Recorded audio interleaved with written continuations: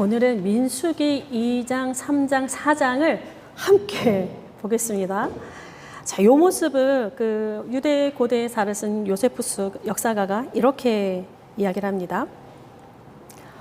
도로들은 이 장막들 사이로 훤하게 뚫려 있었다. 그 모습은 마치 모든 상품이 질서정연하게 진열된 설비 좋은 상점 같았다. 어떤 때는 이동하는 도시요, 어떤 때는 고정된 도시라는 점에서 그 어디에서도 유래를 찾을 수가 없는 모습이었다. 첫 번째 인구조사가 민수기 1장에서 있었습니다. 출애굽 후 2년째 2월 1일에 시행되었다. 날짜를 명확하게 밝히고 있습니다. 그리고 요 군대가 시내산에서 지금 인구조사가 이루어지고 있는데 언제 출발을 하느냐? 민수기 10장에서 이제 출발을 하게 됩니다. 근데 그 10장에 출발하는 그 날짜를 보면 2월 20일이라 기록합니다. 네, 그러니까 민수기 1장부터 10장까지, 그러니까 10장 초입까지 20일간의 이야기라는 뜻입니다. 나머지 그 이후 10장 중반부터 36장까지가 38년간의 광야 여정인데 지금 요 짧은 시간, 이 이스라엘의 군대로 편제되는 이야기, 요 20일간의 이야기가 지금 민수기 30%의 분량을 차지하고 있습니다. 이것은 이 이야기가 앞으로의 광야살이에 얼마나 중요한 의미를 선사하는지 이 이야기가 그런 모습들을 지금 잘 보여주고 있습니다. 지난주 1장의 인구조사가 이제 기초 준비였다라고 한다면 이제 그 인구조사를 토대로 해서 2장, 3장, 4장은 이제 본격적인 준비가 진행되는데 진편성입니다. 그러니까 이스라엘 전체를 하나의 군으로 편제합니다.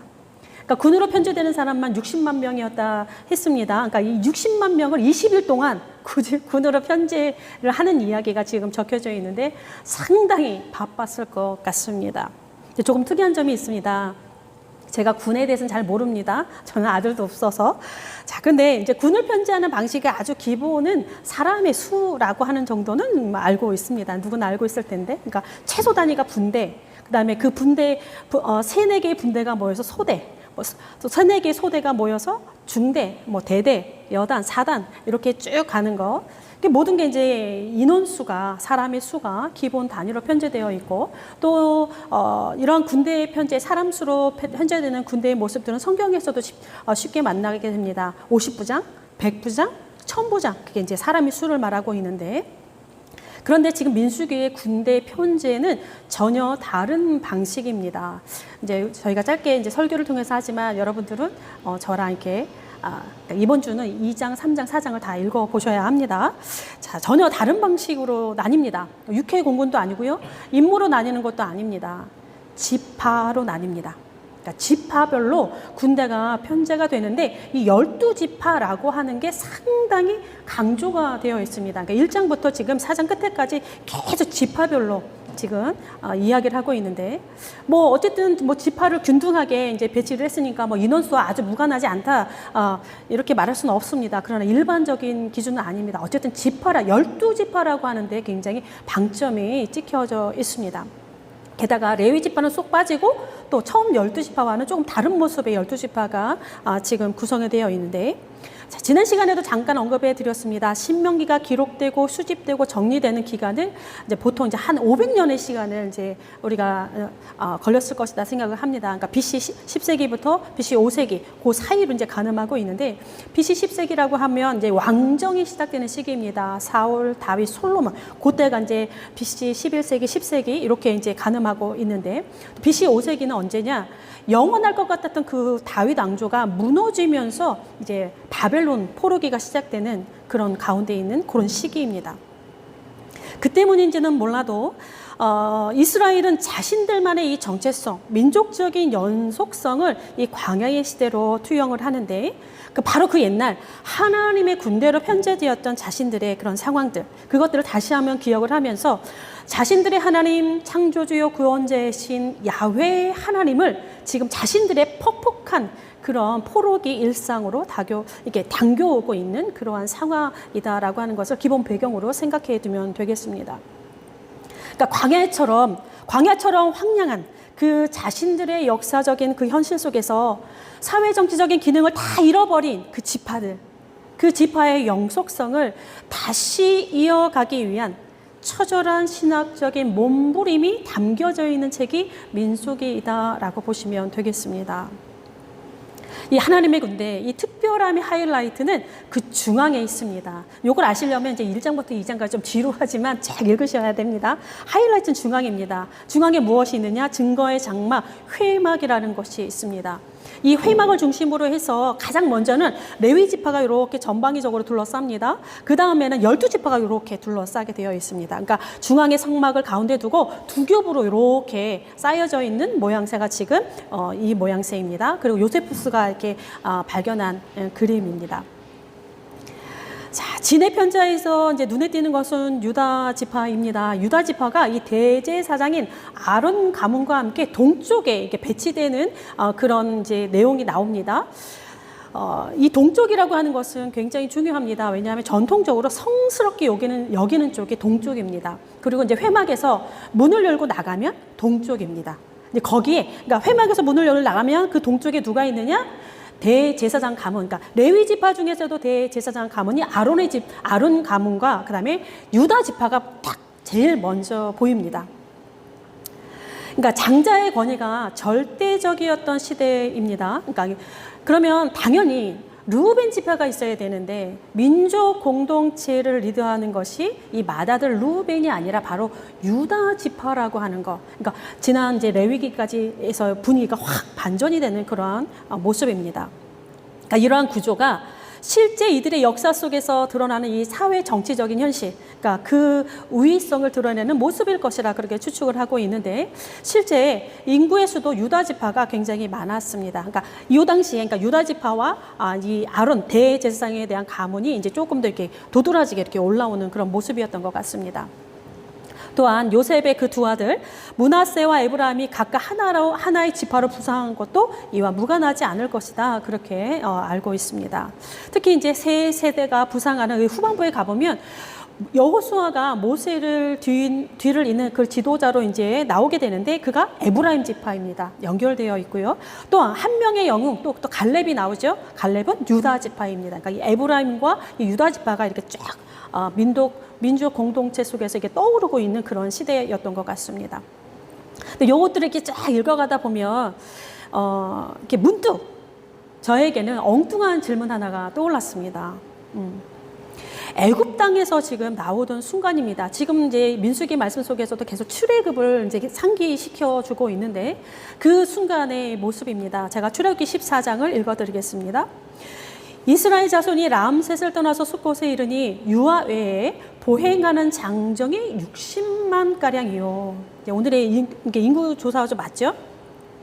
수많은 잡족과 양과 소와 심이 많은 가축이 그들과 함께 하였으며, 여기에 수많은 잡족이 들어가 있습니다. 공동 번역에서는 그 밖에도 많은 잡식구들이 따라서 같이 떠났다, 이제 이렇게 번역이 되어 있는데, 이 수많은 잡식구, 히브리 단어로는 혼합된 무리라고 하는 단어로 사용되어 있습니다. 그러니까 12지파로 구성된 이스라엘 혈족 외에 분명히 다른 사람들도 함께 지금 함께 있는 모습입니다. 게다가 이 수많은 이라고 한 단어가 수식을 하고 있습니다. 히브리 단어로는 큰, 위대한 이라고 한 단어가 사용되어져 있는데, 바로 그 수가 적지 않았음을 밝혀주고 있습니다. 근데 이 적지 않은 이 수많은 잡족이 과연 다 어디로 갔느냐라고 하는 사실입니다. 그들 중에 일부는 자기 갈 길을 갔을 수도 있습니다. 그러나 현실적으로 대부분은 이스라엘 공동체 안에 머물러 있었을 것이다, 그렇게 생각이 듭니다. 그럼 이들은 어디를 갔을까? 이들을 따로 그룹 지어서 구분하거나 이렇게 제외시키지 않은 것을 보면 어쩌면 하나의 공동체로서 과감하게 이들을 흡수한 것은 아닌가라고 하는 생각도 듭니다. 왜냐하면 이제 레위기라든가 이런 출애굽기 이런데 이제 율법을 보면 이방인이 어떻게 이스라엘 사람이 되는지 이런 규정들도 있고, 이방인들과 또 그 외의 사람들에 대한 이야기들이 계속 나오기 때문에 그렇습니다. 이건 하나의 좀 신학적인 상상력이라고 보시면 되겠는데, 어쨌든 저는 거기에 이것도 범상치 않다라는 생각이 들고, 어쨌든 간에 수많은 잡족이 12지파 안으로 흡수되었던 것 같습니다. 그러니까 경계와 경계가 허물어져 있는, 그러니까 출애굽 당시와 지금 이제 광야를 들어가기 진입하기 위한 이 모습은 조금 다릅니다. 신앙 공동체의 이제 모습이 이런 모습이 되어야 되지 않을까라는 생각으로 이어졌습니다. 그건 뭐냐면, 우리가 배제라고 하는 이 단어가 우리도 모르게 몸에 익숙하게 배어버린 그런 시대를 살아가고 있기 때문에 그런 생각이 더 드는 것 같습니다. 그러니까 피부가 다르고 언어가 다르고 국적이 다르고 정치적인 성향이 다르고 사회 경제적인 위치가 다르고 성이 다르고 사는 동네가 다르고 심지어 아파트 평수가 다르고 이 다름이 다양성이나 어떤 하모니를 위한 것이 아니라 배제의 근거가 되고 혐오의 바탕이 되고 있는 우리의 시대이기 때문에 그렇습니다. 여기에 더해서 내가 속한 집단만 아니면 된다, 잘 되면 된다, 우리만 아니면 된다라고 하는 이 위험천만한 사고가 전 세계를 뒤엎고 있는 그런 현실입니다. 특별히 전 세계 기독교인들을 보면 그들의 사고가 좀 더 편향적이고 협소해지는 것은 아닌가라고 하는 그런 염려가 막 드는 그런 우리의 일상이요 전 세계적인 그런 흐름이기도 합니다. 다른 사람에게 의견, 다른 소리에 귀를 다 그냥 막아버립니다. 배제하고 혐오합니다. 그런데 하나님의 군대를 보면 이 수많은 잡족도, 이방인들도 하나님의 12지파 속으로 스며들어가고 있는 것을 보게 됩니다. 함께 하나가 되어서 약속의 땅으로 전진하는 이들의 진영 배치라고 하는 것.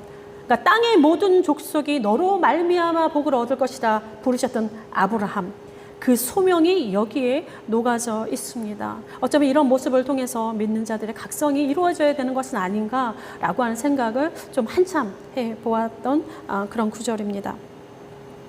이제 3, 4장으로 넘어옵니다. 여기서는 특별히 또 레위지파가 계수되고 있습니다. 그러니까 또 인구조사에서도 이 레위지파 부분이 상당한 분량입니다. 이들에 대한 인구조사는 12지파와 조금 다릅니다. 군대로 귀속시키기 위한 것이 아니라 제사장 그룹을 지원하기 위한 구조로 편제가 됩니다. 그러니까 교회를 위한 것입니다. 하나님의 나라를 위한 모습으로 또 편제가 되는데, 물론 이제 제사장들 역시 레위지파이긴 하지만 어쨌든 제사장의 직무와 레위 직무는 엄격하게 다르게 구분되고 있습니다. 그 중에서도 제사장은 레위지파 중에서도 아론의 자손으로 엄격하게 구별되고 있는데, 학자들 간에는 이 아론 자손과 이 레위지파 간에 조금 긴장감이 있었을 것이다 그렇게 보기도 합니다. 어쨌든 각자의 위치는 상호 의존적이면서도 독자적인 영역을 확보하고 있는 것은 분명해 보입니다. 레위지파를 계수하는 시작점에 간과할 수 없는 구절이 있습니다. 그러니까 레위지파에서 아론 자손의 가문, 그러니까 제사장 가문을 이렇게 딱 먼저 구별하여 이제 거론을 하는데 분위기가 심상치 않습니다. 3장 2절에 4절에 보면 이렇습니다. 아론의 아들들의 이름이 이러하니 장자 나답과 아비후와 엘르아살과 이다말이니, 나답과 아비후는 시내 광야에서 여호와 앞에 다른 불을 들이다가 여호와 앞에 죽어. 장자와 차자의 죽음을 먼저 거론합니다. 자연사도 아닙니다. 하나님께 징벌을 받은 죽음이었습니다. 임무를 그릇 수행함으로써 임무 수행하는 중에 하나님의 손에 죽었던 그런 비극적인 사건을 먼저 끄집어냅니다. 대제사장의 가문 속에서 감추고 싶은 수치가 아니겠습니까? 그거는 쏙 빼도 되는데 굳이 다시 꺼내어 공론화시키는 것은 무엇 때문일까? 마치 경고처럼 들리기도 하는데, 이는 제사장들의 임무가 목숨을 걸어야 되는 그러한 무게가 있는 사명인 것을 먼저 밝히고 있습니다. 동일한 누를 범하지 않도록 미리 경종을 울리고 있는데, 제사장들의 막중한 사명이라고 하는 것, 바로 하나님께 바르게 예배하는 것, 공동체 안에서 그 책임이 가히 무겁다라고 하는 것을 밝혀두고 있습니다. 그들의 죽음의 이유, 그 죽음의 이유를 결코 잊지 말라는 경고부터 시작을 합니다. 그러니까 신앙 공동체의 거룩성과 순수성을 보존하기 위한 노력이라 볼 수가 있습니다. 마찬가지로 우리도 이런 모습들을 돌아보아야 할 것인데, 하나님께 예배하는 우리의 모습입니다. 나아가는 우리의 모습, 생명을 걸듯이 순전하고 거룩함으로 우리가 하나님께 나아가고 있는가? 물론 하나님께서 나답과 아비후에게 하신 것처럼 우리를 치시진 않겠지만 두렵고 떨림으로 날마다 구원을 이루라고 하는 사도 바울의 그 권면을 새겨들어야 할 필요가 있을 것 같습니다. 레위 지파의 인구 조사에 있어서 조금 또 다른 점이 있습니다. 12지파와는 좀 다른데 군대의 개수에 있어서는 이제 20세 이상이어야 했습니다. 물론 이제 싸워야 되니까 그렇습니다. 근데 레위 지파의 기준은 1개월입니다. 생후 1개월. 4장으로 넘어가 보면 이들의 임무는 30세부터 좀 늦게 시작이 되는데 왜 생후 1개월일까? 라고 하는 생각도 듭니다. 그러니까 어쨌든 12지파의 장자의 수, 1개월 이상의 레위인의 수를 이렇게 비교를 하는 모습이 있습니다. 그러니까 모자랄 경우에 속전으로 대신하라 뭐 이런 것들이 뭐 3장 후반부에 나오고 있는데, 그러니까 레위 지파가 성막에 대한 책임과 제사장의 그룹을 지원하는 것뿐만이 아니라 이 존재 자체가 이스라엘을 대속하는, 그러니까 하나님 앞에서 이들을 대신하는 사람들이라고 하는 소리입니다.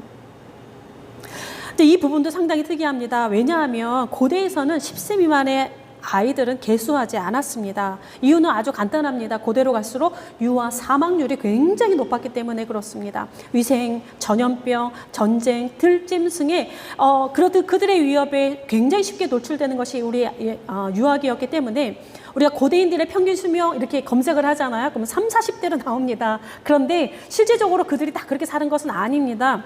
그렇게 단명하지 않았습니다. 워낙 유아 사망률이 높았기 때문에 합쳐서 평균을 따지니까 3, 40대로 나오는 것입니다. 기록에 의하면 평범한 농부로 살았던 사람들은 보통 70세가 그 이상까지도 생존했습니다. 그런데 수렵 활동을 하면서 전쟁을 치르면서 그리고 전염병 그리고 더러운 그런 위생에 노출되면서 이들의 수명이 현격하게 짧아졌을 뿐이지, 그리고 또 하나는 오늘날과 같은 의료 기술이라든가 그런 인프라가 없었기 때문에 그렇습니다. 그래서 10세 미만의 아이들은 계수하지 않았던 것이 일반적인 관리입니다. 그런데 지금 민수기에서는 레위인의 경우는 1개월 이상의 아이들을 계수합니다. 그만큼 이 그룹 자체가 가지는 그 존재의 의미가 중요하기 때문일 것입니다. 그 모두가 하나님께 속한 백성들, 그러니까 이스라엘의 모든 장자를 대신한다 이렇게 말씀하고 있는데, 제가 3장 12, 13절을 다시 한번 읽어드리겠습니다. 보라, 내가 이스라엘 자손 중에서 레위인을 택하여 이스라엘 자손 중에 태를 열어 태어난 모든 마디를 대신하게 하였은지 레위인은 내 것이라. 처음 태어난 자는 다 내 것임은 내가 애굽 땅에서 처음 태어난 자를 다 죽이던 날에 이스라엘의 처음 태어난 자는 사람이나 짐승을 다 거룩하게 구별하였음이니 그들이 내 것이 될 것임이라. 나는 여호와니라. 그러니까 레위인은 지금 이스라엘 전체의 장자, 그러니까 이스라엘을 대표하는 모든 사람들을 대신한다. 그들을 대신하는 존재들이라 지금 표현하고 있습니다. 이 대신하다라고 하는 히브리 단어는 그러니까 무엇을 위하여 더 교환하다라고 하는 의미도 가지고 있습니다. 그러니까 이스라엘을 위하여 바쳐진 사람들, 이스라엘을 대신하는 교환한 그런 사람들이라고 하는 사실입니다. 이 배경이 어디냐? 바로 첫 번째 유월절 출애굽이라고 하는 것을 다시 상기시키고 있습니다. 이스라엘의 장자를 대속하기 위해 처음 어린 양의 피가 뿌려졌습니다. 대신 죽었습니다. 새 언약에서는 어떻습니까? 어린 양 대신 예수 그리스도의 피가 완전한 구속의 피로 뿌려졌습니다. 구원입니다. 다른 이의 구원을 위한 택함을 받은 사람들, 그러니까 첫 번째 어린 양과 마지막 어린 양이 되신 그 사이의 사람들, 레위인들입니다. 바로 하나님의 구원의 상징이요 하나님의 구원의 도구가 되는 레위 지파라고 하는 사실을 여기에 지금 밝혀주고 있습니다. 그러니까 진 전체를, 군대를 편지하는 데 있어서 이 부분을 상당히 중요하게 여기고 있습니다. 이와 같은 사실은 우리에게도 중요합니다. 이스라엘 전체로 하나님의 소유를 삼으신 까다 이스라엘의 택함 받은 목적이 바로 여기에 있기 때문에 그렇습니다. 아브라함을 부르신 목적과 같습니다. 출애굽기 19장에 분명히 명시하고 있는데, 이스라엘을 택한 이유, 열방 중에 제사장 나라가 되기 위함이다. 제사장 나라로 세우기 위함이다 말씀하고 있습니다. 다른 말로 하면 열방을 섬기기 위한, 열방을 대신하는 사람들, 이스라엘 전체가 그렇고, 이스라엘 중에서는 레위 지파가 그렇고, 레위 지파 중에서는 제사장이 그렇습니다. 마찬가지로 레위 지파가 전체 이스라엘을 대신하는 것처럼 오늘 믿는 자들의 사명도 여기에서 우리가 찾아볼 수 있습니다. 온 인류를 대신하는 소명이 우리에게 있다 감히 말씀드릴 수 있습니다. 하나님의 백성으로 존재하는 이유입니다.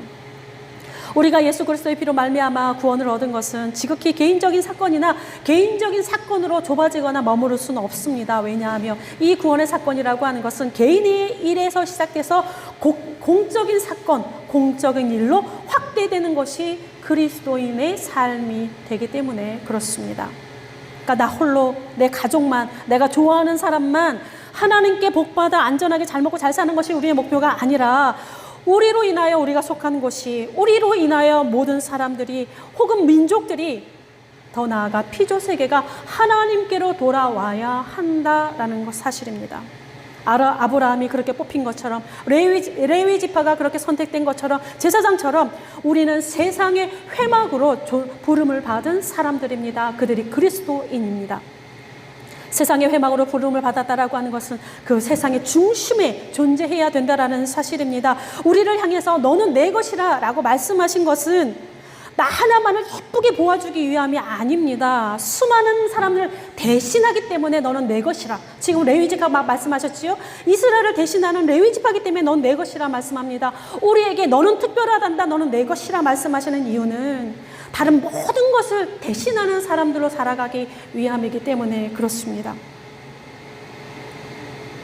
새롭게 주신 한 주간이 이제 시작되었습니다. 우리가 하나님, 온 세상을 대신하는 하나님의 사람들로, 특별한 사람들로 온 세상이 하나님을 향하게 하는 거룩한 틈이 되어 주시고, 또 온 세상을 대신하는 그러한 사람들로 우리 주어진 삶에서 승리하는 것, 우리의 소명이 아닐까 싶습니다. 기도하겠습니다. 우리를 구속하시며 지명하시고 우리의 이름을 부르시며 너는 내 것이라 말씀하신 하나님, 오늘도 부르심 앞에 서 있습니다. 우리를 증인이라 하시며 광야 같은 세상에 우뚝 세우셨습니다. 아무 공로 없고 아무 능력이 없기에 주께서 힘이 되시겠다 약속하셨습니다. 주님, 우리를 세상의 회막으로, 증거의 장막으로 세우셨으니 우리의 삶의 모든 순간순간이 하나님의 거룩함을 드러나는 여정이 되게 하시고 우리의 삶의 모든 순간순간이 온 세상을 대신하는 그러한 시간으로 채워져 갈 수 있도록 인도하여 주옵소서. 우리를 이끌어 주시는 예수 그리스도의 이름으로 기도드립니다. 아멘.